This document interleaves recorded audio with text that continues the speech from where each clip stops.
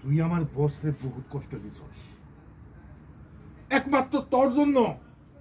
আমার বস ঠিক মতো খাইতে পারে নাই, ঘুমাইতে পারে নাই, প্রত্যেকটা মুহূর্তে তোরে ভাবছে।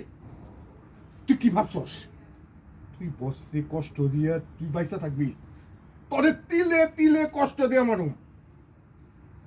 আর তারপরে আমার বস তোর কষ্ট দেখে আনন্দ পাবো, উল্লাস করব, আর মনের সুখে ঘুমাইব। কথাটা মনে রাখিস। আজকের থেকে তুই এই জায়গায় বন্দি থাকবি, তোর খাওয়া দাওয়া সব বন্ধ, চুপচাপ বসে থাকবি।